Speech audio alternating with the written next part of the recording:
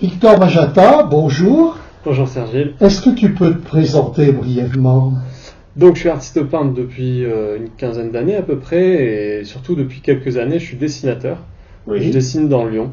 Tu as quel âge? J'ai 33 ans, 34. D'accord, tu dessines dans Lyon, tu es de Lyon? Je suis pas de Lyon, je viens de la région bordelaise et ça fait 7 ans maintenant que je suis à Lyon, voilà. Et tu t'es formé à Lyon? Je suis autodidacte. Autodidacte complet. Complet. D'accord, donc tu es artiste peintre, qu'est-ce que tu fais comme genre de travail? Moi j'aime bien peindre un peu tout, mais ça c'est pas aujourd'hui que je montre tout ça. Pour l'instant, ce que je montre, c'est mes dessins, et donc c'est des dessins de bâtiments réalisés dans la rue. D'accord. En noir et blanc. Et donc tu as une particularité dont on voudrait parler aujourd'hui.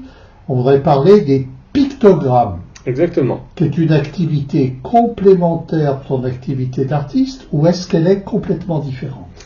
Comment tu situes? Elle est complémentaire au sens de sans ça, je ne peux pas faire mon activité en fait. Tu ne pourrais pas être un artiste sans les pictogrammes. Non. Et c'est même mon propos de peintre, mais vraiment à long terme, de parler des pictogrammes.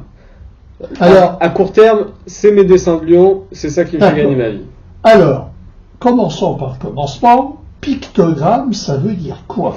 Alors, pictogramme, ça vient de picto, picture, c'est l'image. Oui. Et gramme, c'est une écriture, donc une écriture d'image.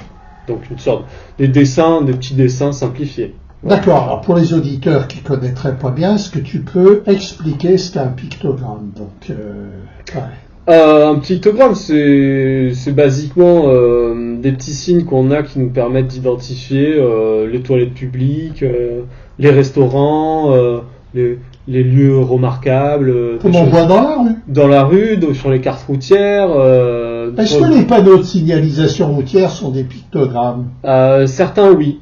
Alors, ceux qui représentent quelque chose, comme une voiture, un cerf, un personnage qui traverse. D'accord. Certains sont purement géométriques. Comme un sens interdit. Un sens interdit, il n'y a pas de picture, il n'y a pas d'image. C'est abstrait. Voilà. Les pictogrammes sont donc des dessins, hein, c'est ça? Exactement. Est-ce que tu peux les situer par rapport aux autres dessins usuels qu'on rencontre dans la vie, par exemple dans l'écriture, les chiffres? Est-ce que tu peux nous expliquer ça? Donc, j'ai pris aujourd'hui un stylo pour vous expliquer un peu tout ça, ma vision des choses. Alors, tout commence, en fait, et tout est toujours... Je vais vous montrer un peu ça. Oui. Tout est toujours des signes, des traits qui sont horizontaux, verticaux, plus ou moins grands, répétés, courbés, etc. Ça, c'est toujours la nature des choses. D'accord. Parce que mon métier en tant qu'artiste peintre, je ne m'intéresse qu'à ce qui est visuel et pas ce qui est auditif. D'accord? Oui. Je ne m'intéresse pas au son, je m'intéresse à l'image. Donc ça, c'est la première chose. Alors, est-ce que tu veux dire que ces traits que tu viens de nous montrer, on les retrouve dans l'écriture, dans les chiffres, dans le dessin? Est-ce que c'est ça que tu veux dire? Et c'est là où je vais attirer votre attention, c'est qu'on peut identifier... On peut se tutoyer si tu veux. Voilà. Oui, je parle à tout le monde. Oui. J'attire l'attention sur le fait qu'avec ces traits-là, on peut faire 4 choses. On va rester simple, 4 choses. On peut en faire plus, oui. Mais 4 choses qui sont assez essentielles et assez présentes dans la vie de tout le monde. Donc, la première...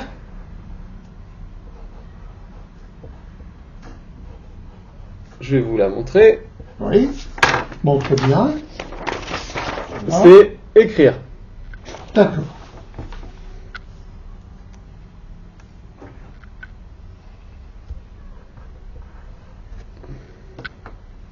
La deuxième,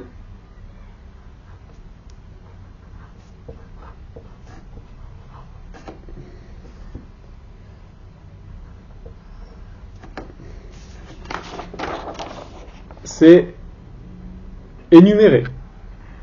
Ce sont des nombres, des chiffres. D'accord ? La troisième, ça demande un petit peu plus de temps parce qu'il y a un peu plus de traits en fait. Mhm.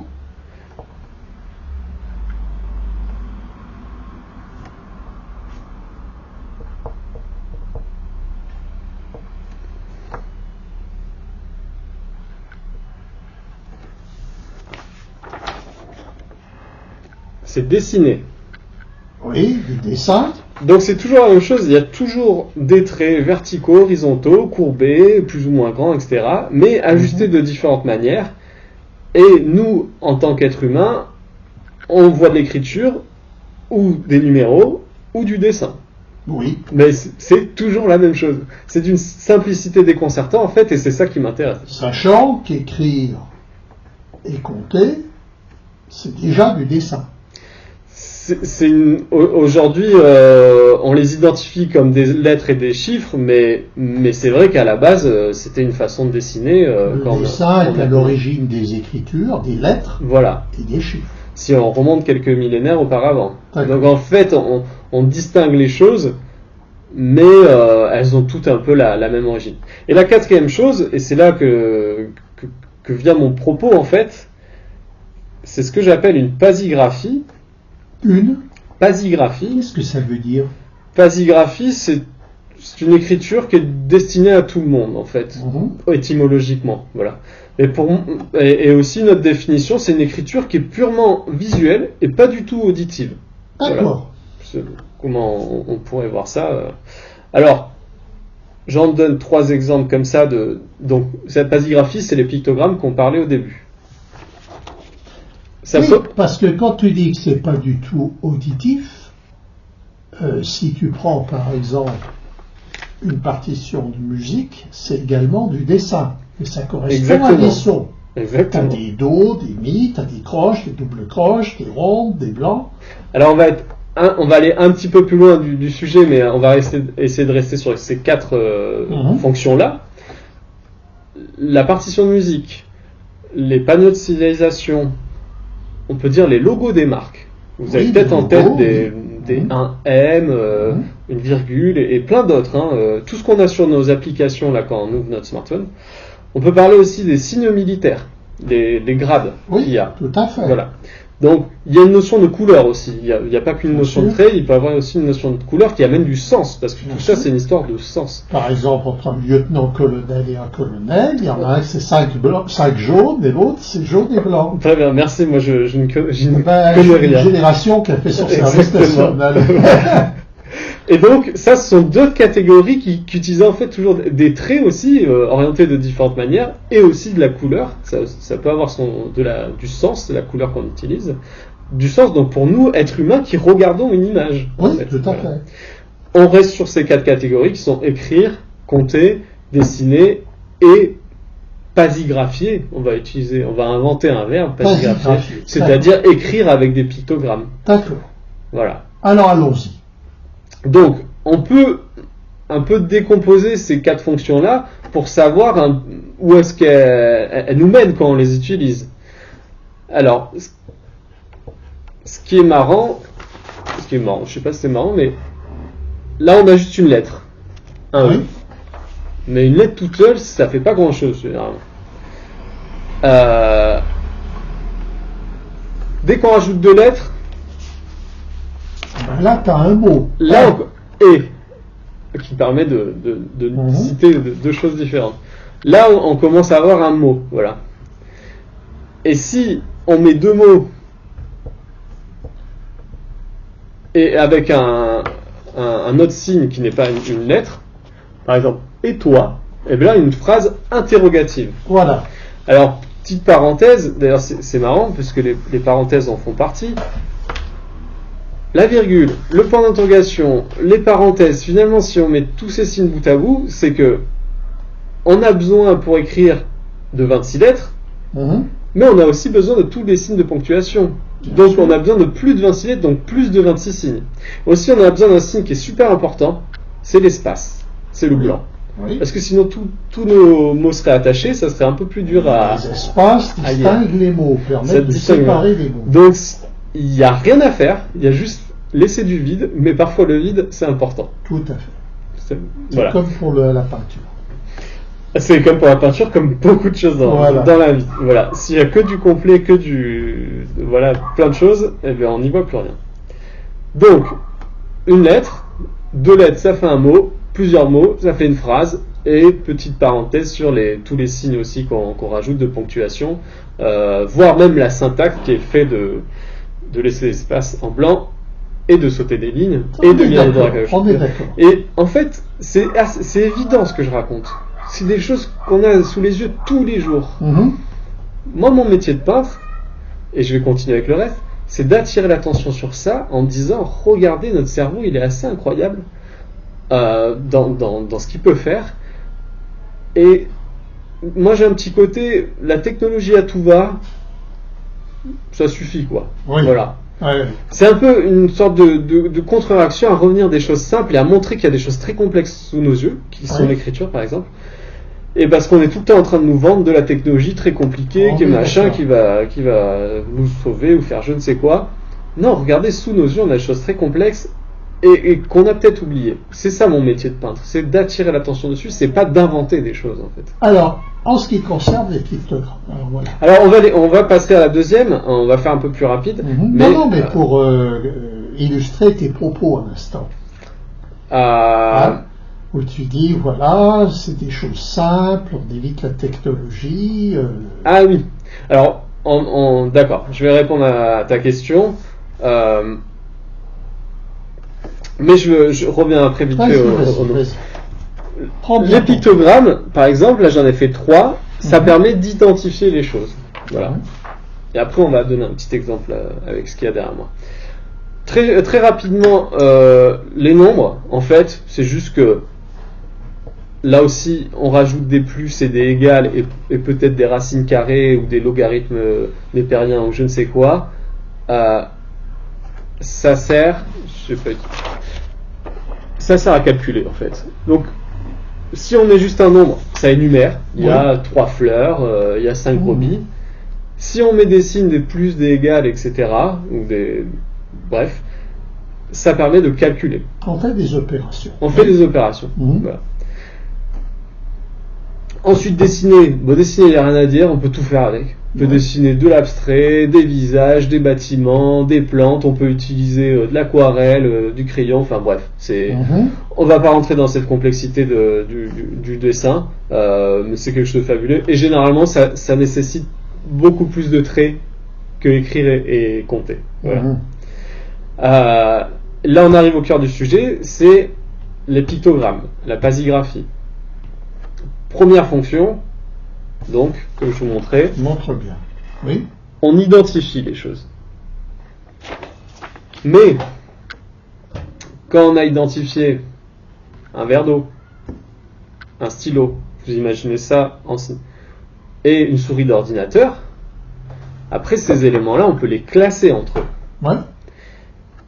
Donc, on peut après identifier, la deuxième fonction, c'est de structurer. Donc, pas structurer juste un élément. Si un élément, il est tout seul, enfin, si on a 2 éléments, est-ce qu'il y en a un qui est au-dessus de l'autre? Est-ce qu'ils sont à côté? Voilà. Si on a 3 éléments, est-ce qu'ils sont tous les 3 à côté? Est-ce qu'il y en a un qui est là, qui est subdivisé par les 2 autres? Et là, je vais pas énumérer, je vais pas détailler tout ça, mais en tout cas, c'est l'importance de la structure, des formes de structuration possibles. J'ajouterais Tu veux dire les relations entre les choses. Les relations entre les choses. Merci, exactement. J'ai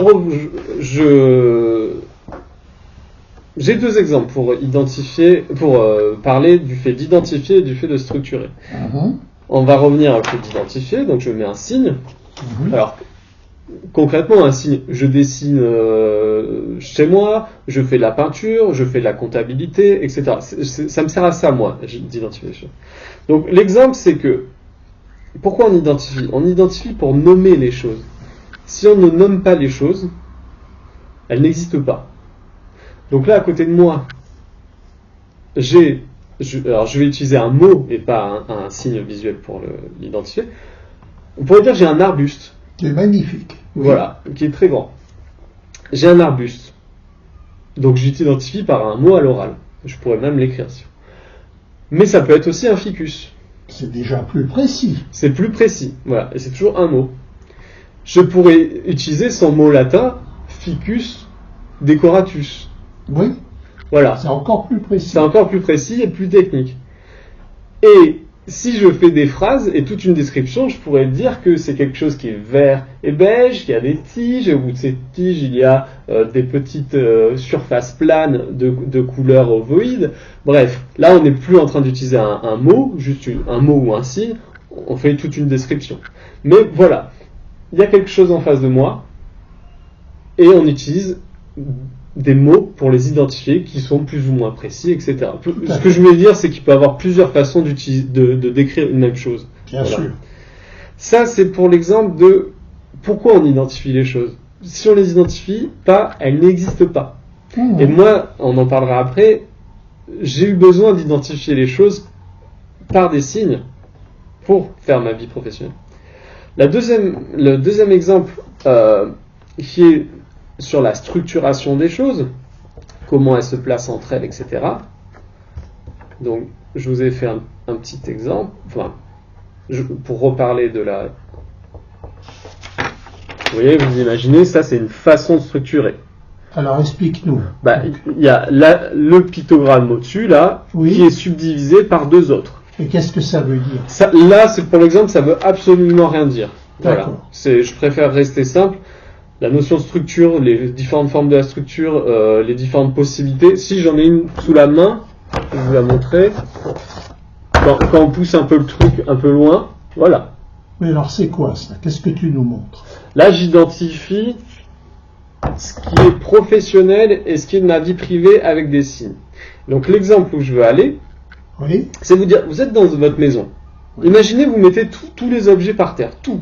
La brosse à dents, le livre, le verre, etc. Oui. Bon, mais on a identifié plein de choses. Bien sûr. Mais elles sont là, quoi, physiquement, mais elles sont pas structurées. Non. Alors qu'est-ce qu'on fait? On prend les livres, on les met dans la bibliothèque, on prend la brosse à dents, on la met dans la salle de bain, on prend le verre et on le met dans la Tu cuisine. localises. On localise et on structure et on met, c'est un peu cet exemple-là, dans la salle de bain, il y a la brosse à dents, la baignoire, la serviette, etc. etc. On imagine une autre case à côté.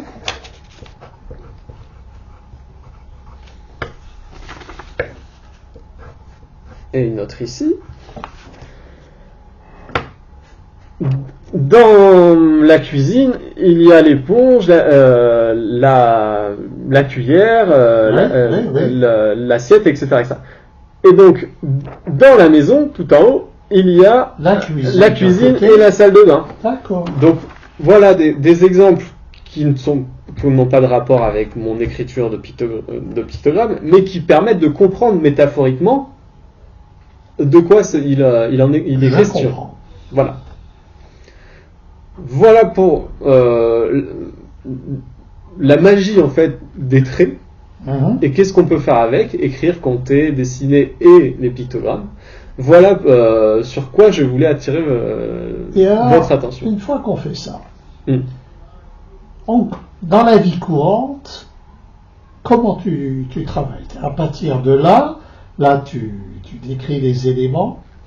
Moi, ce qui m'intéresse, et je pense que ça intéressera tous les auditeurs, c'est est-ce que tu peux nous parler de ta vie, de Victor Majada, et du rôle concrètement que jouent les pictogrammes, que ce soit dans ta vie de tous les jours ou dans ta vie d'artiste. Très bien.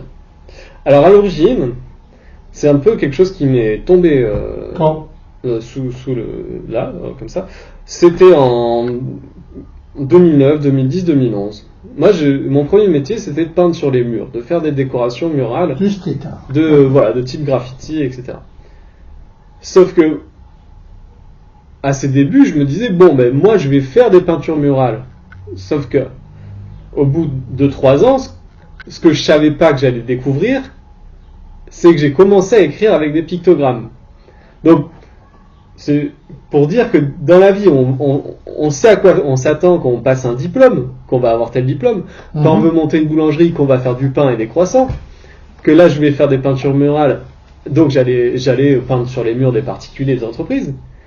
Mais un truc qui m'a surpris, et donc j'avais 20 ans à l'époque, j'ai découvert que j'avais besoin, c'était une nécessité presque vitale, d'écrire avec des pictogrammes. Et moi je vous en parle là, un peu plus de 10 ans plus tard. Et d'où ça vient, ces désirs? Je commence à faire des peintures murales. Oui. Donc j'ai une entreprise, un numéro de tiré. Oui. Voilà. Cette entreprise-là, qui est une entité un peu plus floue, puisque c'est pas comme un arbre, un arbuste, c'est une entreprise. Oui, cette notion d'entreprise, oui. Moi, il fallait que je l'identifie, il fallait que je sache, mais de quoi ça en résulte en fait. Donc j'ai commencé à mettre des petits signes pour la comptabilité, pour la communication, pour l'administratif. Donc finalement, j'ai commencé à dessiner des pictogrammes, des choses qui sont la notion d'entreprise. Voilà. D'accord. Pour pouvoir savoir, attends, est-ce que maintenant je dois faire de la comptabilité là? Ou est-ce qu'il faut que j'aille peindre? Ou est-ce qu'il faut que j'aille signer un devis? Etc. etc. Bref, on est peintre, on fait des choses haut en couleur et créatives, Bien sûr. mais on est comme n'importe quelle profession, on doit respecter des obligations légales. Voilà. Donc tu organisais ta vie d'entrepreneur et de peintre avec les pictogrammes. Voilà. Et ça date de 2012. C'est fait sur un carton de boîte à pizza. Voilà concrètement, au bout de 2-3 ans, à avoir formalisé ça, à quoi ça ressemblait. Oui. Voilà. Donc, finalement, moi, je ne pouvais pas entreprendre, faire mon activité, sans identifier les choses. D'accord. Pour l'entreprise, on comprend. Oui. Hein. Et dans ta vie de tous les jours. Alors après, les années ont passé, j'ai fait un peu de zèle, et j'ai commencé à vouloir identifier beaucoup de choses. Comme en me disant, je suis dans la pièce du loisir, pour reprendre l'exemple tout à l'heure de la salle de bain, la pièce du loisir, et dans le loisir, il y a les jeux de société, il y a le concert, il y a le cinéma, voilà. Donc, j'ai poussé un petit peu plus les pictogrammes à d'autres niveaux, donc dans la vie privée, jusqu'à ce que je me rende compte que ça servait à rien de tout identifier. L'important c'était d'aller à l'essentiel, on va dire. Alors, tu viens de prononcer un mot essentiel, c'est le cas de le dire, tu viens de dire essentiel. Parce que si je comprends bien ce que tu dis, on peut tout mettre en pictogramme, hein, si nous sommes dans ta salle de séjour, il y a des arbres, il y a une guitare, il y a des tas de trucs. Où est-ce que tu commences et où est-ce que tu t'arrêtes pour que ce soit utile, pour que ça te serve? Quel est l'essentiel? L'essentiel, je pense que ça passe par faire des erreurs, donc c'est pour ça que je disais que j'ai passé beaucoup de temps à identifier les choses et à me rendre compte qu'il fallait se restreindre à l'essentiel. Aujourd'hui, c'est 30 à 40 signes, et comment dire, j'ai réussi à trouver l'équilibre qui me convenait pour pouvoir identifier ce que je fais, mais pas passer mon temps à identifier ce que je fais, en fait. Donc plutôt passer mon temps à faire les choses que à identifier les choses que je faisais. Voilà. Ça peut être, ça peut prendre énormément de temps d'identifier les choses que je fais. C'est comme si on prenait du recul sur sa situation, Oui. et qu'on prenait conscience que là on a froid, que là on est un peu triste, que là on est content. En fait, il y a deux modes dans la vie. Soit on est dans l'action, on réfléchit pas, soit on réfléchit à l'action qu'on vient de faire. Toi, tu es plutôt dans le deuxième cas, tu réfléchis à l'action. Voilà, mais avec le temps, je suis plus dans l'action. Et donc, tu sais à peu près où il faut t'arrêter en termes de pictogramme et de description des objets. Alors, tu parles de quel est le début et la fin, j'ajouterais la notion de cycle. Une semaine est un cycle, une année est un cycle. Et alors? Et alors, les années passantes, à force d'expérimenter des choses, plus de la peinture que du dessin, de quelque chose comme ça, on voit apparaître des choses on fait les expériences de ce qu'on a aimé et ce qu'on n'a pas aimé, et aussi on voit apparaître des récurrences qu'en fait on préfère dessiner le matin, on préfère ne pas faire tel type de peinture, etc., etc. Donc c'est là qu'intervient le truc où on va à l'essentiel, en fait. Et alors, les choses se répètent et elles s'épurent à force, et on trouve. C'est comme si on cherche dans la boue quelque chose, et à un moment on épure tout ça, ou quand on sculpte un bloc de pierre, et à un moment quelque chose apparaît. Il faut de l'expérience. Et alors, bon, ça c'est ta vie de tous les jours, mais comme tu l'as dit au début de notre entretien, tu es un artiste. Oui. Et donc un artiste qui fait des œuvres, des dessins et des tableaux. Est-ce que tu peux nous parler de la manière dont tu utilises les pictogrammes et pourquoi tu les utilises dans tes tableaux, dans Très certains de tes tableaux?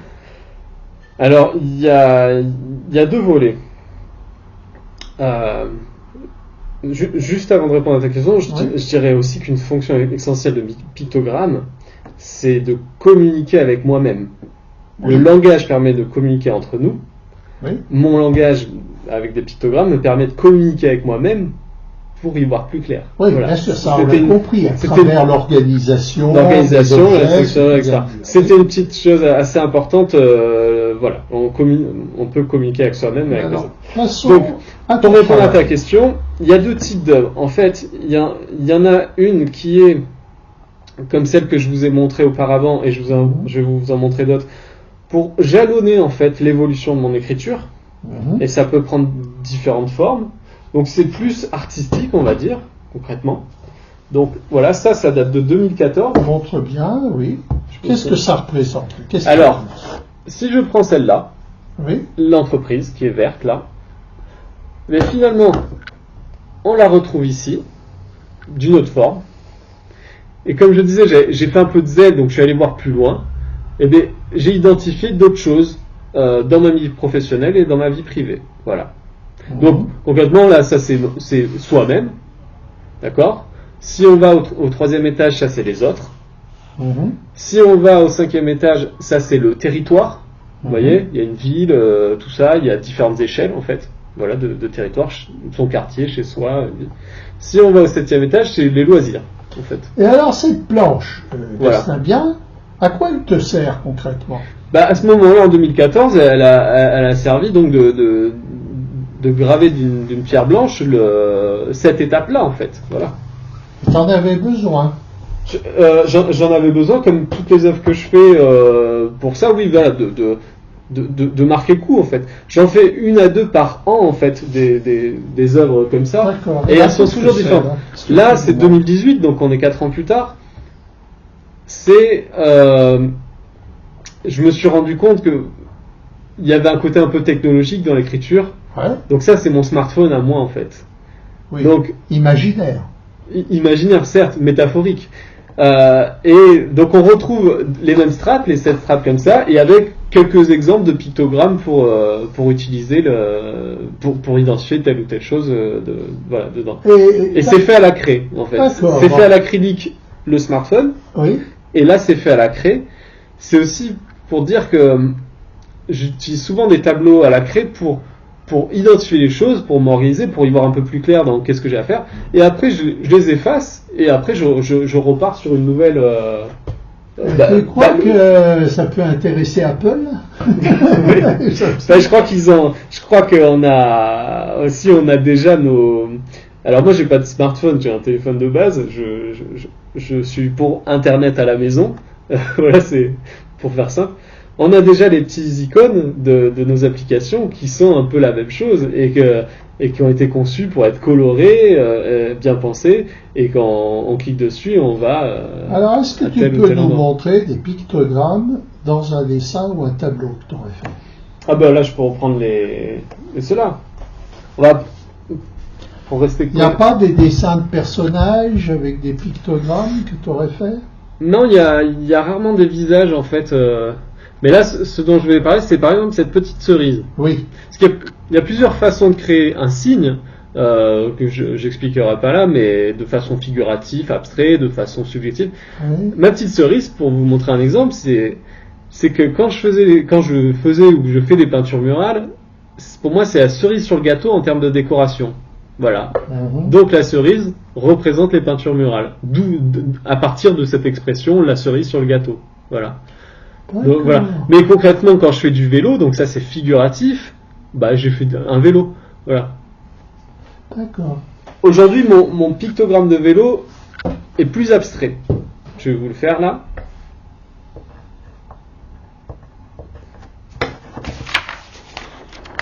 Donc vous voyez ici, c'est le vélo simplifié. Et alors, ces pictogrammes, dans ta peinture, ils interviennent comment dans tes dessins?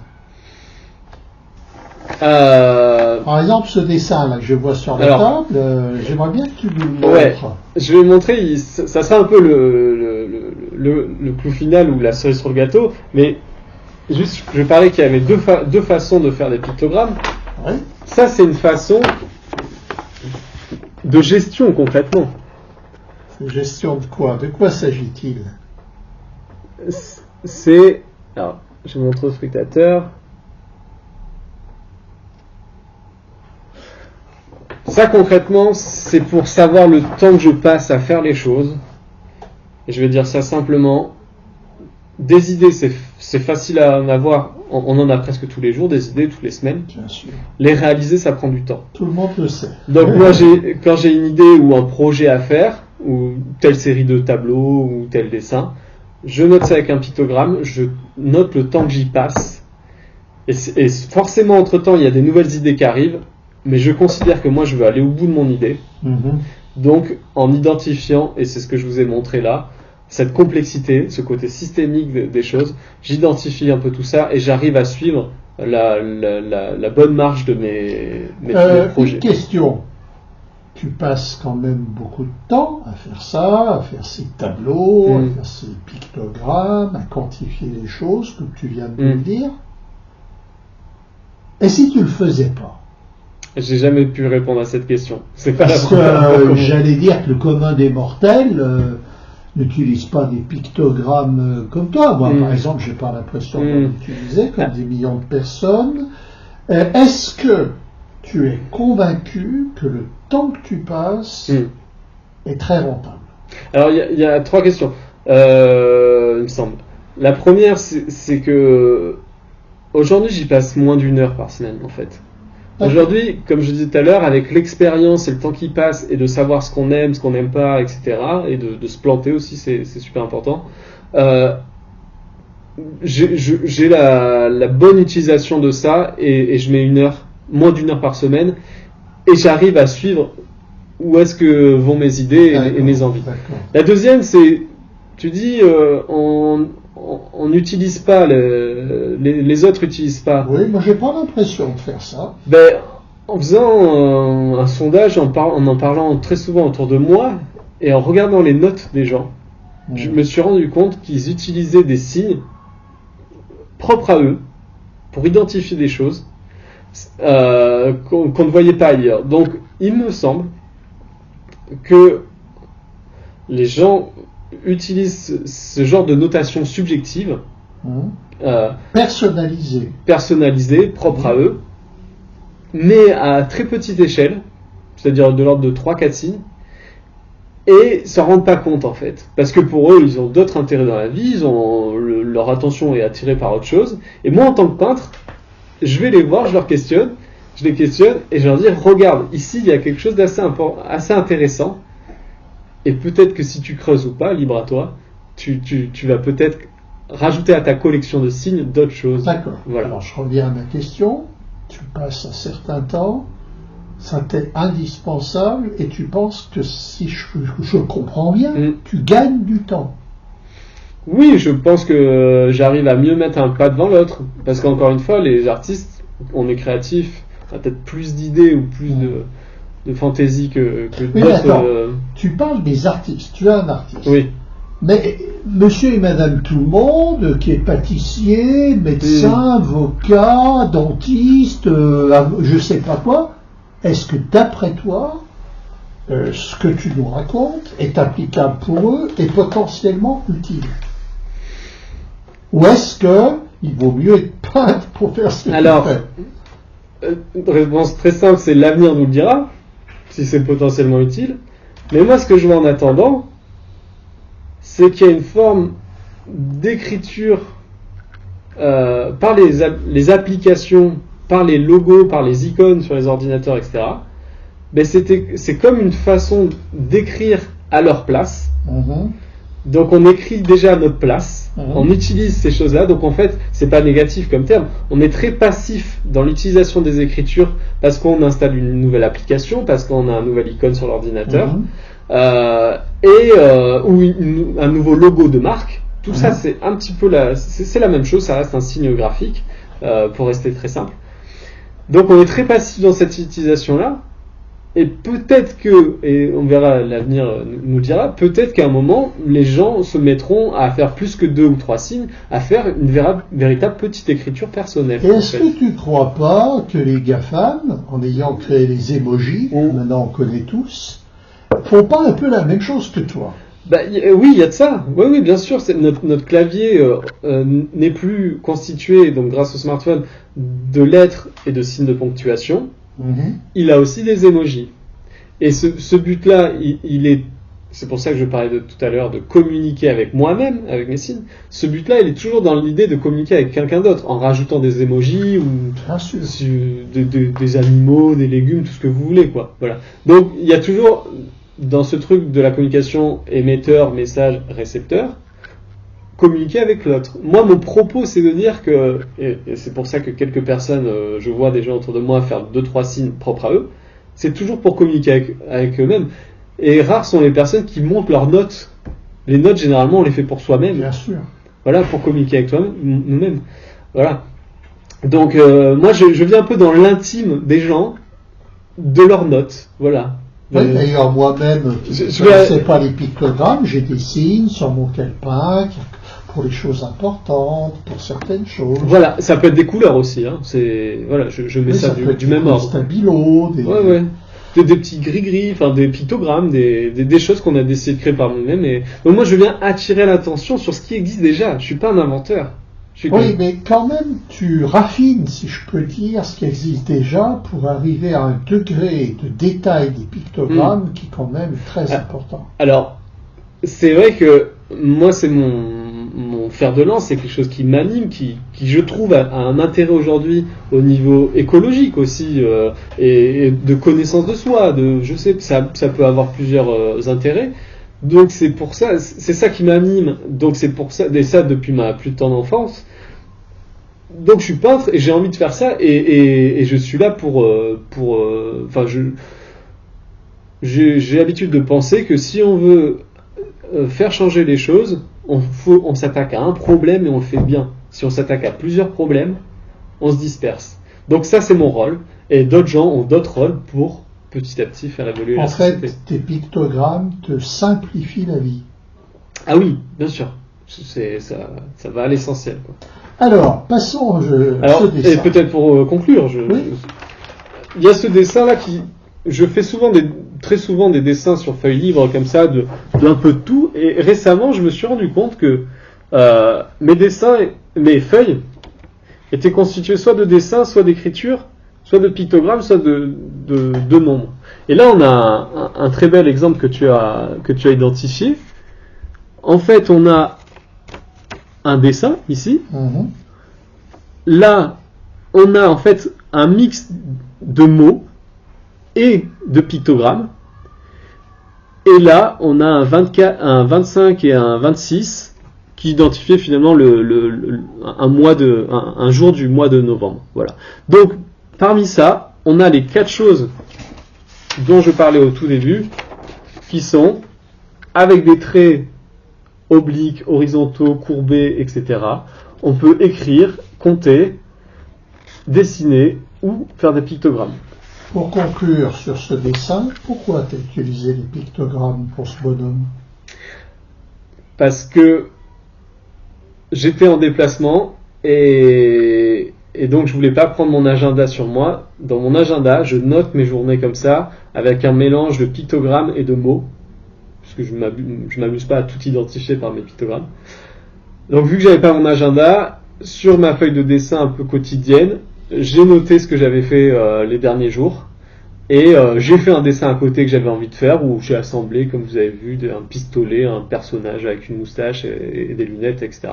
Bref, et ça a donné cette fantaisie-là. Voilà, c'était totalement libre. Bon, eh bien, je te remercie beaucoup, Victor, parce que je crois que maintenant on a bien compris ce qu'étaient les pictogrammes. Et je pense que beaucoup de personnes qui vont entendre et voir tes dessins vont pouvoir peut-être s'exercer à adapter des pictogrammes pour eux. Bien sûr, j'espère en parler à l'avenir, sous différentes formes, on verra bien. Est-ce qu'il y a quelque chose de prévu, une réunion, une manifestation que nos auditeurs pourraient... Alors, sur ce point-là, non, mais c'est quelque chose qui m'animera toute ma vie, et donc peut-être d'ici 1 ou 2 ans, il y aura quelque chose. Alors, rappelle-nous, si on veut communiquer avec toi et suivre tes travaux, comment faire? Donc, c'est sur artiste-pasigraphe.fr. Oui. Et donc avec mon pseudonyme Victor Magenta, vous pouvez me contacter dessus et vous pouvez ne pas retrouver de la pasigraphie, peut-être dans quelques mois. J'ai un site internet. Voilà, j'ai un site internet, je vais peut-être en parler dans quelques mois, parce que ça demande du temps, c'est conceptuel, c'est intellectuel, il faut élaborer quelque chose. Donc en attendant, vous retrouvez mes dessins de Lyon, en fait, qui me font gagner ma vie. Eh bien, merci beaucoup et à bientôt. Merci Victor. Serge, à bientôt.